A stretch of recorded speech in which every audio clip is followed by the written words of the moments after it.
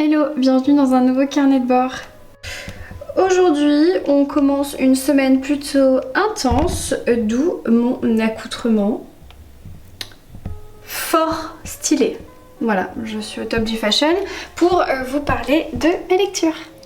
Bonjour les amis, aujourd'hui on est mercredi, j'ai absolument rien filmé depuis 3 jours parce que je travaille énormément et que je n'ai pas le temps de lire une seule page. Donc voilà, je suis assez crevée, je vous montre pas ma tête, simplement là j'ai envie de me faire une boisson cocooning, il est 4h30, je suis fatiguée, je vous dis pas à quelle heure j'ai commencé parce que vous allez pas me croire. Donc du coup j'ai mis de l'eau à bouillir, je vais me faire un petit matcha, bon, vous voyez j'en ai presque plus. Faudrait que j'en rachète. Ça c'est du matcha de chez Matcha & Co. C'est le premium mais je trouve qu'il est un peu fort. Donc j'en mets pas trop. J'ai pris de l'eau. Comme ça du coup j'en ai plus besoin.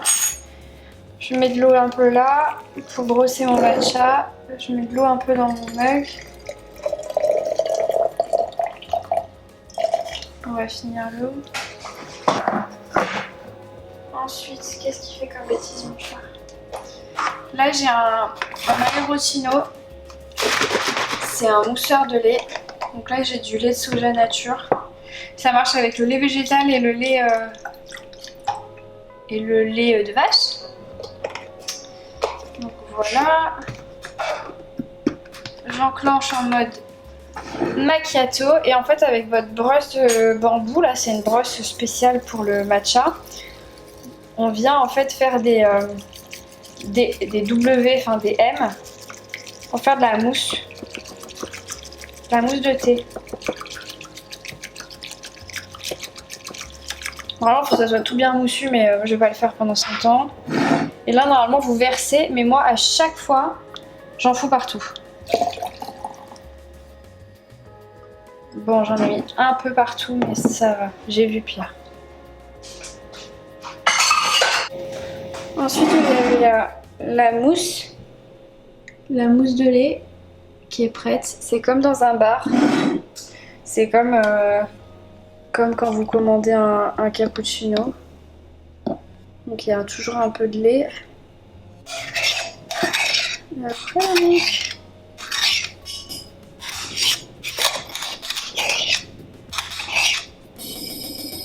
et ça, c'est ce machin là, cet Aerochino, c'est la marque Nespresso qui fait ça.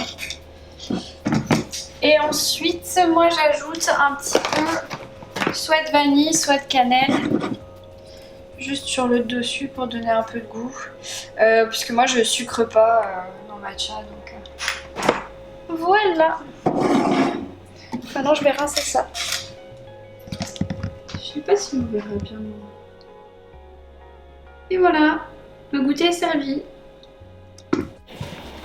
Je suis désolée pour être fatiguée, j'ai pas pris le temps ni de me maquiller ni de faire un effort, donc vous m'excuserez. On parle bouquin du coup de ma lecture de Loveday Ann Ryder. Il me reste 50 pages.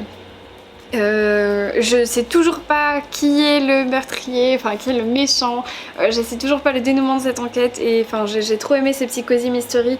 Franchement ça fait du bien de retrouver Trudy, donc Loveday, Anne et Clément Ryder, donc le coroner et la stagiaire policière. C'est un petit cozy mystery, franchement j'aime bien ce cozy mystery même si c'est pas mon préféré parce que je crois que mon préféré c'est Rendez-vous avec le crime. Enfin les détectives du Yorkshire et les sœurs Mitford, je crois que c'est mes deux préfs. Ouais. Enfin bon, je les aime tous. Mais ça j'aime vraiment trop, enfin... C'est en troisième position, voilà. Donc du coup je vous dirai pas le dénouement, surtout que ça c'est en tome 3, donc je peux pas vous en dire vraiment plus. Mais voilà, j'espère quand même le terminer ce soir avec 50 pages. Mais c'est moins sûr vu que je me suis levée très tôt, trop tôt, ouais, vraiment trop tôt. Bref, ensuite je suis censée lire le Sophie Jomain, donc Les étoiles brillent plus fort en hiver, avec Florence, que j'aurais dû déjà commencer hier, mais voilà, elle sait que en ce moment c'était une période très compliquée pour moi au niveau travail, donc on a un petit peu décalé notre lecture commune et on la commencera que demain. Elle, je crois qu'elle a lu quelques pages et qu'elle n'a pas du tout accroché, donc ça m'inquiète un petit peu. Sarah en a fait une éloge, donc moi je pars assez assez confiante, mais bah, on verra bien. Voilà, en tout cas je sais qu'après ce petit Cozy Mystery je vais me faire c'est sûr une romance de Noël, et si le Sophie Joma me plaît pas, bah, je lirai le Clarisse Sabar, et j'en ai encore d'autres à lire, donc voilà. Sinon je suis toujours en no-buy au mois de décembre. Non pas que je m'impose un no-buy, vous savez très bien que moi j'adore acheter des livres et que je ne me suis jamais tenue à un no-buy, mais là je profite de ne pas pouvoir avoir le temps d'aller en librairie pour ne rien acheter, donc ne rien commander sur internet, etc., sur les ventes d'occasion, même sur mon application. Enfin, j'essaye d'acheter rien là en décembre, déjà parce que je dépense assez pour les autres, donc on va freiner un petit peu les dépenses, et surtout c'est qu'en novembre j'ai acheté énormément, donc voilà, je suis pas du tout en manque. Je continuerai simplement d'acheter, vous savez, les romans éternels, parce que ça c'est je peux pas les acheter en différé puisque c'est la presse qui les vend, donc voilà, je les achèterai quand même, mais pour moi c'est pas vraiment un craquage, c'est que voilà, c'est une collection et que bah, ça sort là et c'est disponible que pendant une semaine, donc je peux pas trop repousser l'achat, mais voilà, bon, c'était un peu de la triche, mais bon, hein, on le dira pas quand même, hein. Néanmoins, bon, je continue à recevoir des livres des maisons d'édition, donc ça, bah, j'y peux rien non plus, mais vraiment l'achat compulsif en librairie, j'arrête, voilà, j'ai rien encore acheté depuis début décembre si je dis pas de bêtises, puisque vous avez dû voir mon dernier achat, je crois que c'est le 2 décembre. Et c'est pas moi qui ai acheté, c'est ma tante qui m'avait fait des cadeaux, mais je sais plus. De toute façon vous l'avez bien vu dans une vidéo. Et ma dernière réception, donc c'était les livres d'occasion, je regarde là-bas, mais c'était les Agatha Christie de Sophie Anna. C'était ma dernière achat d'occasion, je les avais fait fin novembre ? Début décembre, fin novembre je crois. Bref, aujourd'hui on est le 16 décembre, donc je pense que je peux encore tenir 15 jours sans acheter de livres. Voilà, j'ai déjà acheté des livres pendant le mois de décembre, notamment chez Cultura, mais ce sont des cadeaux, c'est pas pour moi, c'est des cadeaux de Noël. Et en parlant de cadeaux de Noël, je vous emmène dans une petite session papier cadeau et vous allez voir que je ne suis pas vraiment douée. C'est parti pour une petite session emballage de papier cadeau.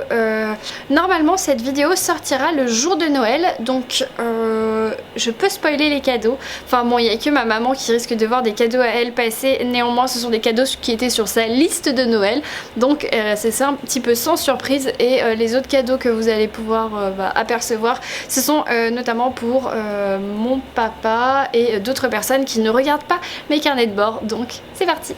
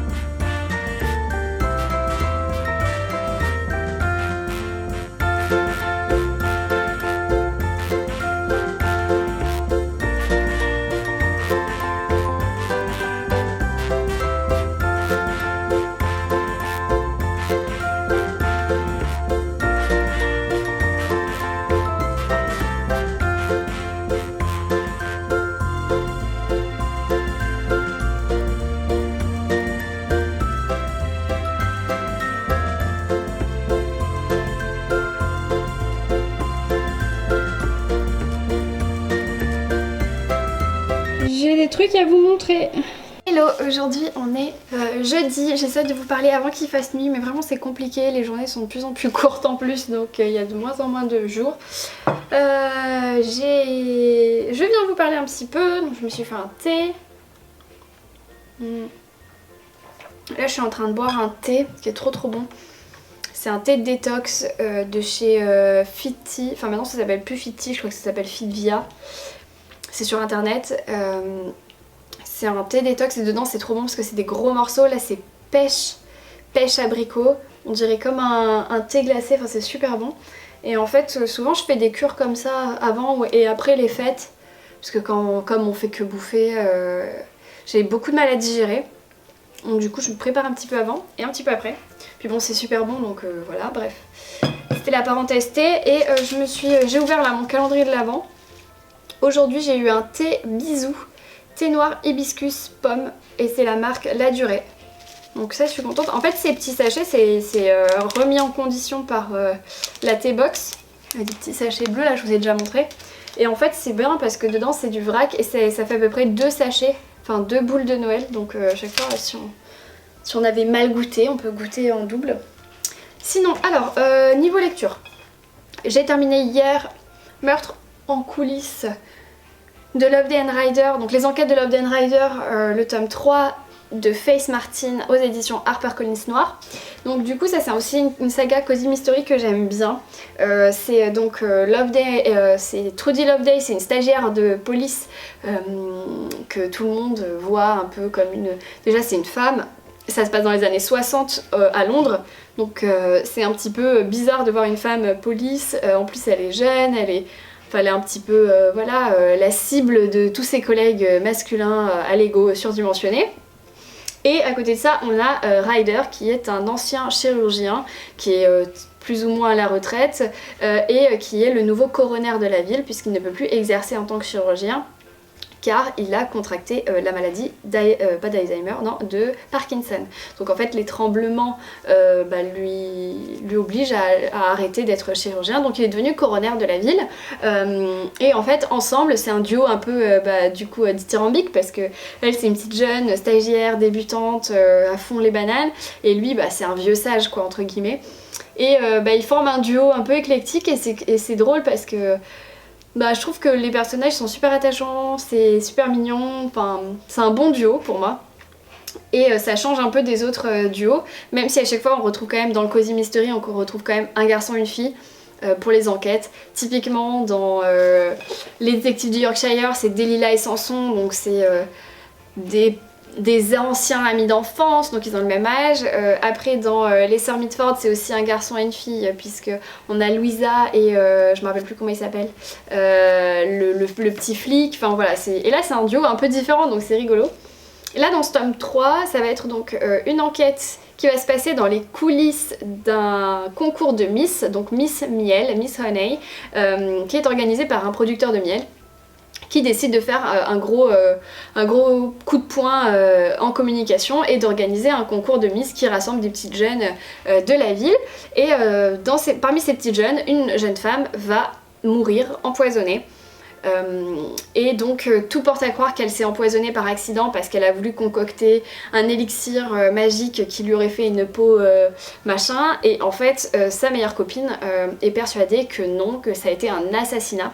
Donc du coup elle va faire appel à Trudy qui est une ancienne copine à elle et en lui disant voilà écoute tu peux pas regarder un petit peu ce dossier parce que moi ma copine elle est morte et je suis sûre qu'on l'a assassinée, elle voulait pas du tout se suicider et c'est pas un accident. Donc du coup Trudy va demander l'aide de Ryder, de Clément Ryder, pour aller fouiner un petit peu dans ce concours de Miss, et Trudy va se retrouver infiltrée dans ce concours, donc elle va devenir une participante au concours, ça va être assez drôle. Et voilà, donc j'ai trouvé cette enquête super chou, enfin le milieu, le contexte, c'est assez original, donc déjà je trouvais ça pas mal. Après j'ai quand même sur la fin, je voyais venir le truc et donc j'ai compris qui était le meurtrier, mais j'avais pas compris le mobile, je savais pas j'étais persuadée que cette personne était le méchant, mais je savais pas pourquoi cette personne avait fait ça. Donc bien sûr parce qu'elle est assassinée, hein, la nana, vous vous doutez bien qu'une enquête sans assassinat ça n'a pas de sens, hein, donc... Du coup ma nouvelle lecture c'est le Sophie Jomain, Les étoiles brillent plus fort en hiver. Vous vous souvenez, j'avais ouvert le paquet de Noël là par les éditions Charleston. En plus j'avais reçu la petite tasse là de Noël, trop mignonne. Du coup il fait 300 pages pile poil. C'est écrit assez gros, enfin comme chez Charleston quoi. Et j'ai un très bon souvenir de ce qu'en a dit Sarah, donc Mrs. Bookiermond, qui en a parlé super bien, donc ça m'a donné trop envie. Là je fais une lecture commune avec Florence, donc Flow Books, c'est le livre qu'on a décidé de lire ensemble en décembre. Elle l'a commencé, elle accroche pas trop, donc ça me fait un peu peur, mais bon je me laisse pas trop influencer. Je le commence ce soir, je sais pas quand je le termine, là on est jeudi. Florence elle aimerait bien le terminer avant samedi, donc ok pourquoi pas. Moi peut-être je le terminerai samedi ou dimanche, je sais pas trop, ça va dépendre de mon emploi du temps. Si je travaille beaucoup demain et samedi, je pense que je lirai genre 2-3 pages et je vais m'endormir comme un caca. Et donc je le finirai dimanche. Et si j'arrive à me trouver un peu du temps vendredi et samedi, ça veut dire que j'arriverai à le terminer avant. Bref, je sais pas si vous avez suivi ma réflexion. Mais voilà, donc je suis assez contente parce que du coup ça sera ma deuxième romance de Noël. Il était temps, on est le 17, donc voilà, je suis un peu à la bourre. J'aurais aimé en lire au moins 4-5 avant la fin décembre. Je sais pas si ça va être possible, mais du coup on va essayer. Sachant que après la semaine prochaine, normalement je commence une lecture commune avec Chloé, donc lire encore. On va lire La Villa aux étoffes, le tome 1, donc de chez Charleston aussi, que de Anne Jacob je crois, que j'ai reçu il y a un moment et dont le tome 2 vient de sortir et que toutes les copines Charleston ont adoré. En plus ils disent que c'est genre Downton Abbey machin, j'ai trop hâte. Mais de toute façon je vous en reparlerai en temps voulu. Sinon je vous disais que j'allais faire un no-buy. Je fais un no-buy, hein, attention. Enfin je fais un no-buy. Je fais enfin je fais rien du tout en fait, j'essaye juste de pas trop acheter en décembre parce que déjà je dépense assez pour les autres et aussi parce que voilà j'essaye de me calmer un petit peu et donc j'ai dit que je continuais juste à acheter des romans éternels parce que je n'ai pas trop le choix, enfin j'ai pas trop le choix, on a toujours le choix mais disons voilà comme c'est des parutions toutes les semaines ou tous les 15 jours, j'ai pas envie de tous les louper quoi, juste parce que j'ai décidé de faire un no-buy et après de regretter. Donc j'ai acheté celui-ci, j'espère que j'en ai pas loupé, il me semble que j'en ai loupé un. C'est La lettre écarlate de Nathaniel Walton, je sais jamais comment on dit. Oula c'est écrit gros. Et j'avoue que je n'ai jamais lu La lettre écarlate, donc je sais très bien que c'est le A sur le cœur, nanana. Mais je n'ai jamais lu, je connais pas du tout cette histoire. En tout cas ça a l'air d'être court. Il fait même pas 300 pages, c'est écrit assez gros. J'aime bien quand même cette édition, elle est aérée, c'est agréable. Et la couverture, c'est beau. Elles sont toutes belles, hein, je vais vous dire, mais... La lettre écarlate, moi je l'ai pas lu. Et donc le prochain, c'est Le Professeur de Charlotte Brontë, que je n'ai pas lu non plus, tiens. En fait, les premiers livres qui ont sorti les romans éternels, c'est les grands classiques. Donc je les avais quasiment tous lus et plus on avance, moins je les connais. Après c'est cool, ça me fait des découvertes. En tout cas c'est grave beau dans la bibliothèque, franchement j'adore. Alors je fais un peu de place parce que j'ai un gros colis à ouvrir. Donc hier j'arrive chez moi et je vois que j'ai un avis de passage. Il fallait que j'aille chercher un colis à la poste, patati patata, et je me disais mais qu'est-ce que c'est encore un cadeau de Noël que j'ai commandé, qui arrive en retard, machin machin, parce que j'attendais en même temps un cadeau de Noël de GLS, mais je comprenais pas, et qui m'avait appelé et j'étais pas là. J'avais dit ouais laissez derrière le portail et tout, et j'étais pas sûre que le livreur l'ait fait, parce que j'avais plus eu de nouvelles. Et là je vois un avis de passage, je me dis oh là là, il l'a même pas laissé derrière le portail, ça craignait rien, enfin... Bref, mais je comprenais pas, c'est que j'étais censée être livrée par GSL, comment on dit, GSL, bref le livreur indépendant, et j'avais un avis de passage de la poste, mais en fait c'était bien deux colis distincts, et le colis de GSL, oh j'ai un doute maintenant comment on dit, bref, ne vous inquiétez pas, c'était ma voisine qui l'avait récupéré et signé à ma place, qui l'avait mis devant ma porte. J'ai essayé d'être rapide, j'ai plus de place sur ma carte mémoire, du coup ça fait que s'arrêter. Donc du coup je reçois le colis de Jennifer, je l'ouvre avec vous, donc déjà il y a plein de confettis noirs là, que je vais mettre... bah là. Là mes chats ils vont en trouver, ils vont jouer avec et tout.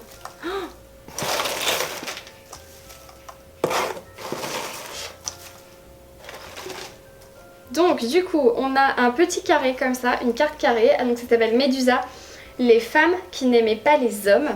Et en fait j'ai accepté ce livre, je crois que c'est une auto-édition. J'ai accepté ce livre parce que le résumé il me tentait énormément. Parce que je crois que ça parle de la mythologie. Et en fait voici le livre. Et en fait le petit carré c'est pour faire comme ça, la carte. C'est pas mal non je trouve. Donc c'est une enquête, voilà c'est ça, c'est une enquête. Et en fait il y a une enquête qui va être liée au mystère de Médusa dans la mythologie. Donc voilà, ça a l'air vraiment trop bien. Il fait 300 pages. En tout cas le livre est très bien édité, oui c'est une auto-édition. En plus elle m'a dédicacé, trop mignonne. Je suis trop contente. Et le livre est super beau, c'est un très bel objet. Il est bien mis en forme et tout. Donc c'est une auto-édition chez Librinova. Oui, je crois que c'est ça. Il doit y avoir le logo quelque part. Je sais pas si c'est pas écrit. Et donc du coup, nous avons des petits cadeaux. Par quoi commencer? Alors nous avons une... Oh, qu'est-ce que ça sent bon! Une bougie. Oh là là, ça sent trop trop bon, c'est quoi? Ça sent la fraise. Ouh! Et là, trop bien. En fait, on a une petite étiquette. Je croyais que c'était une étiquette qui nous disait goût fraise, truc truc. Mais en fait, non, c'est un passage du livre Médusa. Ah, on verra rien du tout. En plus, je suis hyper loin. Donc, trop bien. Une bougie. Ensuite, qu'est-ce qu'on a? Ah, un mug. Attendez, j'essuie un peu parce qu'avec toute cette poussière des petits confitis là. Un mug avec des citations et des yeux. C'est le regard de l'autre qui concède une existence. Et par contre, le mug a éclaté quoi. Mince. Si je retrouve le petit bout, peut-être que je peux recoller. Ce serait pas ça le petit bout? Ouais, il a pas trop bien vécu le transport. Ouais, le mug s'est fait défoncer. Mais enfin, là vous voyez pas, mais là peut-être vous voyez mieux. L'émail il a cassé. Du coup je vais le mettre de côté. Mais sinon le mug est trop beau. Il y a des yeux, des citations, des mini-livres Médusa. Trop canon. Avec dedans il y avait des petits chamallows, marshmallows. Avec les stickers Médusa. Putain, elle a mis du budget hein Jennifer. Et là qu'est-ce qu'on a? Un chocolat. Je suis allergique. Un chocolat belge, donc chocolat au lait coconut. Ah, il faut le mettre dans le lit. Et vous le mettez dans une tasse de lait, vous moulinez et après ça vous fait un chocolat chaud. En tout cas, l'idée est super bonne. Bon, vous êtes mal tombé parce que je suis allergique, mais vous auriez pas pu savoir. Et j'imagine que par-dessus on met des petits marshmallows. C'est pas grave, je ferai. Bonsoir, j'espère que vous allez bien. Aujourd'hui on est dimanche, du coup je viens faire un petit récap des 3 derniers jours dont je vous ai rien dit en fait, parce que j'ai pas filmé ni vendredi ni samedi. Et je sais plus si j'ai filmé jeudi, mais je crois que oui. Donc du coup j'ai lu... Entre temps donc j'ai lu le Sophie Jomain, Les étoiles brillent plus fort en hiver, publié chez Charleston, donc qui est sorti là pour la rentrée d'hiver, que j'avais eu la chance de recevoir dans un beau colis de Noël, je sais pas si vous vous souvenez, dans un précédent carnet de bord, avec un petit mug de Sophie Jomain, des petits biscuits, enfin voilà, c'était super mignon comme colis, donc je remercie encore les éditions Charleston, c'est ma maison d'édition chouchou depuis que j'ai été lectrice en 2018, ça vous le savez. Donc du coup dans ce roman de Sophie Jomain, on va suivre Agathe, qui est une jeune femme qui travaille pour les galeries Hartmann.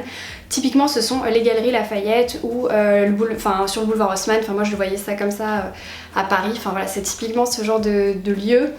Et en fait elle est décoratrice pour ces galeries et on est à quelques jours des féeries qui sont en fait la semaine de Noël, la plus grosse semaine du coup pour les galeries, la plus grosse semaine de vente comme vous vous en doutez. Et donc elle a la responsabilité de décorer entièrement le magasin étage par étage, sauf que elle a respecté entièrement le cahier des charges qui avait été dicté par l'ancien directeur, sauf que celui-ci vient de décéder subitement et c'est son fils qui reprend les commandes, sauf qu'il arrive à une semaine des féeries, donc de cette fameuse semaine de Noël, et il décide que Agathe doit absolument changer toute la décoration parce que ça ne lui convient pas, il n'aime pas ce qu'elle a fait. Non pas que ça soit mal fait ou qu'elle n'ait pas respecté le cahier des charges indiqué par son père, mais ça lui plaît pas, il veut moderniser le tout. Et donc Agathe ronge son frein parce qu'il reste que quelques jours avant les féeries et qu'elle doit changer l'intégralité d'un magasin type Galerie Lafayette, donc je sais pas si vous vous rendez compte.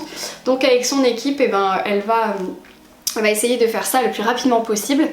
Néanmoins, elle va quand même se prendre le bec avec ce nouveau directeur, c'est normal. Et vous vous en doutez, la petite romance sous-jacente entre du coup Alexandre Hartmann et Agathe pointe son nez. Sauf que en fait c'est pas du tout le sujet principal du roman. Et ça j'ai trouvé intéressant, c'est que on avait quand même évidemment cette petite romance sous-jacente. Néanmoins, je vous dis c'est pas vraiment le sujet, enfin oui c'est le sujet mais c'est pas principal sujet. Derrière il y a d'autres problématiques, il y a des problématiques de management d'équipe, il y a aussi un côté un peu magique avec un Père Noël qui est dans le magasin avec son fameux chat Scrooge qui réaliserait les vœux des enfants. Il y a aussi toute une partie sur la maternité, sur le fait d'être une maman biologique ou pas. Il y a tout un côté familial, il y a un côté sur la psychologie aussi et les liens entre les liens sociaux. Alors effectivement il y avait quelques stéréotypes, on est vraiment clairement dans la romance de Noël où on s'attend à avoir tout le schéma de la romance de Noël. Néanmoins, c'est exactement ce dont j'avais besoin cette semaine. Ce roman c'était idéal cette semaine parce que j'avais pas besoin de réfléchir, je me laissais porter par cette petite romance, cette magie de Noël. Je trouve que c'était très très bien fait parce que l'ambiance était complètement là, on voit les paillettes, on sent l'odeur de la cannelle, il y a des jouets, il y a des peluches, il y a un Père Noël, il fait froid dehors. Enfin voilà, clairement j'ai vraiment ressenti l'ambiance de Noël et ça j'ai adoré. Évidemment la fin ça finit bien, c'est comme on l'attend et moi j'ai trouvé ça super. Il manquait peut-être un petit peu d'originalité, mais tous les codes de Noël et de la romance de Noël étaient là et ça je dis oui, j'ai adoré. Du coup après le Sophie Jomain, j'ai hésité à enchaîner avec une romance de Noël, mais finalement j'ai pris une petite enquête et donc du coup j'ai pris celui-ci, c'est le 4e volet de la saga de Sophiana où elle reprend en fait le personnage d'Hercule Poirot. C'est aux éditions du Masque. Donc là la nouvelle enquête s'appelle Meurtre à Kingfisher Hill. J'avais eu du mal à le prononcer la dernière fois mais maintenant ça va, Kingfisher Hill. Et du coup donc là j'en suis quasiment à la moitié. Je l'ai commencé ce matin. Je suis page 147, bon après on est dimanche hein, donc je vous avoue que j'ai pas fait grand chose d'autre, mais j'aime bien. Alors moi qui suis fan d'Agatha Christie, j'avais un peu peur de me lancer dans un Sophiana qui reprend le personnage, l'illustre Hercule Poirot. Mais pour l'instant ça va, je trouve que quand même elle reprend pas mal de codes d'Agatha Christie, même si je sens que c'est pas du tout la même plume. Je vais pas être tatillon ni une puriste, mais ouais, j'ai l'impression quand même que c'est pas la même chose. Il y a une espèce d'humour et il y a un langage qu'on sent moderne. Après ça fait pas de mal au personnage d'Hercule Poirot d'avoir un peu plus de modernité, mais voilà, c'est quand même différent de certains mots que utilise Agatha Christie, qui est quand même un langage un peu plus soutenu, un peu plus vieillot, hein, il faut le dire aussi. Donc voilà, ça c'est la petite différence. Après au niveau de l'histoire, donc là on va suivre Hercule Poirot et l'inspecteur... je me rappelle plus comment il s'appelle. L'inspecteur... Bref, je me rappelle plus. Catchpool. Bon bref, je sais plus. Donc je crois que c'est Hercule Poirot et l'inspecteur Catchpool qui prennent un bus pour aller se rendre dans un manoir. Alors l'inspecteur Catchpool n'est pas vraiment au courant de ce que trame Hercule Poirot, mais celui-ci va finir par lui dévoiler qu'il a été appelé dans un manoir par un proche de la victime, donc un monsieur s'est retrouvé assassiné et c'est son frère qui fait appel à Hercule Poirot car il pense que le meurtrier n'est pas celui qu'il prétend être, puisque le meurtrier, ou plutôt la meurtrière, s'est auto-dénoncée. Donc elle s'est dénoncée et il s'agirait de la... comment dire ? C'est la fiancée du monsieur qui demande à Hercule Poirot de se rendre sur le lieu du crime. Sauf que Hercule Poirot ne doit pas dire qu'il est invité par ce monsieur sur le lieu du crime. Bref, c'est un peu compliqué. Et donc pour se rendre sur ce lieu, donc dans ce manoir de Kingfisher Hill, il doit prendre un bus et donc il prend avec lui l'inspecteur Catchpool, sauf que dans le bus il va se passer d'autres péripéties, ils vont rencontrer d'autres personnages qui vont interférer un petit peu dans cette enquête, puisqu'il va y avoir à la fois une femme qui est persuadée qu'on va l'assassiner et donc qui hurle, qui ne veut pas monter dans le bus, enfin il y a plein de choses. Donc Hercule Poirot est un petit peu mêlé à ça finalement puisqu'il se retrouve au milieu, donc ça l'intrigue. Et à côté de ça, il y a une femme qui dit qu'elle a fait un meurtre, qu'elle a commis un meurtre et elle avoue à Hercule Poirot qu'elle a commis un meurtre, mais elle ne lui dit aucun détail, elle veut pas lui dire qui elle est, dans quelle ville, dans quel contexte, etc. Elle lui raconte juste elle lui raconte juste pourquoi elle a fait ce meurtre, plus ou moins. Et donc voilà, et ces deux personnes vont plus ou moins disparaître de la circulation avant qu'Hercule Poirot arrive sur le lieu de Kingfisher Hill pour enquêter. Je vous dévoile pas plus, d'ailleurs j'ai pas mal avancé mais bon il en reste quand même dans certaines zones d'ombre. Et là, clairement, il y a des choses qui c'est clair, mais il y en a d'autres, je comprends pas du tout. Enfin, je comprends pas. Je trouve que l'auteur arrive quand même à noyer le truc et à nous perdre en tant que lecteur, à nous perdre dans l'histoire, donc tout comme Agatha Christie le faisait, c'est-à-dire qu'elle passe d'un personnage à l'autre et elle soupçonne à peu près tout le monde. Alors c'est un peu moins clair et limpide que dans Agatha Christie, puisque Agatha Christie elle prend vraiment personnage par personnage et elle décrit en fait tous les mobiles qui pourraient supposément être le meurtrier. Donc par exemple s'il y a la femme du mort, elle va le prendre, elle va décortiquer le mobile. Donc l'amour, elle va prendre son beau-frère qui va être, je sais pas moi, l'argent, ses grands-parents qui vont être la jalousie, enfin, etc., etc. Et là en fait il y a un petit peu le même schéma, mais c'est quand même moins prononcé, un peu plus moderne, mais néanmoins ça se lit super bien, franchement je me suis plongée dedans. Hercule Poirot a quand même des traits de personnalité qui sont quand même très cohérents par rapport à ce que Agatha Christie faisait, donc je suis assez contente, mais dans ma tête c'est quand même deux histoires, enfin c'est deux autrices différentes. C'est pas comme une suite, j'ai pas l'impression qu'Hercule Poirot évolue en fait, j'ai l'impression que c'est deux Hercule Poirot, je sais pas comment vous dire. Mais néanmoins je passe un très bon moment, donc là on n'est pas du tout dans un cozy mystery, on est vraiment dans une enquête. Et sinon à côté de ça je trouve que le livre déjà il est très joli, enfin j'aime bien cette nouvelle collection, j'aime beaucoup la tranche. Comme vous savez je me suis procuré les 3 premiers, puisque ça c'est le 4e volet de Sophie Anna, je me suis procuré les 3 premiers d'occasion. Je commence par celui-ci parce qu'il vient de sortir et que c'est la maison d'édition Le Masque qui me l'avait envoyé, donc je me dois quand même de leur donner un petit peu mon avis dessus. Mais pour l'instant j'aime vraiment bien et je suis contente d'avoir découvert en fait cette collection d'Agatha Christie que je trouve vraiment très très jolie, je sais pas si vous voyez. Je vous montrerai dans la bibliothèque, mais franchement les 4 à côté c'est superbe. Et voilà, et c'est toujours autant un plaisir de retrouver Hercule Poirot, de retrouver des enquêtes. Et voilà, donc je sais pas si vous connaissez. En tout cas voilà, moi je suis page 146 sur 330 à peu près, 330. Là on est dimanche soir, donc je pense que je vais avancer encore un peu et que je terminerai peut-être lundi ou mardi selon mon travail. Je vous avoue que j'ai encore une très grosse journée demain, mais après c'est plus ou moins terminé, donc j'ai hâte. Et ensuite du coup je vais enchaîner les repas de famille puisque c'est Noël la semaine prochaine, donc dans le prochain carnet de bord peut-être que je filmerai un petit peu moins, je sais pas du tout comment ça va se passer, puisque je vais passer plus de temps à manger qu'à lire. Forcément ça va être un peu compliqué. Mais voilà, donc je pense que je vais avancer dans celui-ci. En tout cas, j'ai prévu de commencer jeudi avec Chloé La Villa aux Étoffes. Donc j'espère quand même terminer celui-ci avant et peut-être même, pourquoi pas, lire quelque chose entre si j'ai le temps. Sinon peut-être que d'avancer notre lecture avec Chloé, il faudrait que je voie. Donc Chloé du compte Lire Encore sur Instagram. Voilà, donc ça c'était mes lectures de la semaine. Sinon que vous dire d'autre, aujourd'hui j'ai été dans un mall, enfin comment on appelle ça en français, c'est pas une grande surface, c'est un centre commercial. Ouais, un centre commercial, j'avais pas le mot. Donc j'ai été dans un grand centre commercial, on est dimanche 20 décembre, donc vous imaginez le monde qu'il y avait. Mais moi le reste de la semaine je travaille énormément en ce moment, donc j'ai pas le temps d'aller finaliser mes cadeaux. Mais du coup ça y est, j'ai finalisé mes cadeaux, il m'en reste plus que un et il faut que j'aille à Cultura le chercher. Mais c'est tout, sinon je suis prête, on est le 20 décembre, ça c'est top, d'habitude je finis tout à la dernière minute. Voilà, ça c'est cool. Du coup, je vous dirai la semaine prochaine ce que j'ai eu comme cadeau de Noël, si le Père Noël m'a gâtée. Mais vous savez que chaque année, personne ne m'offre des livres. C'est comme à mon anniversaire, mes proches détestent m'offrir des livres. Déjà parce qu'ils trouvent que c'est trop compliqué, parce que j'en ai beaucoup, donc pour me faire plaisir, c'est compliqué. Et ils disent que j'en ai trop, donc j'en ai pas besoin. Mais moi je trouve que c'est injuste, on est d'accord? Dites-moi en commentaire si vous êtes d'accord. Parce que clairement, moi j'attends à ce qu'on m'offre des livres, mais personne ne m'en offre. Voilà, bon, je fais une pétition pour qu'on m'offre plus de livres. Non, je plaisante, je vais pas me plaindre quand même.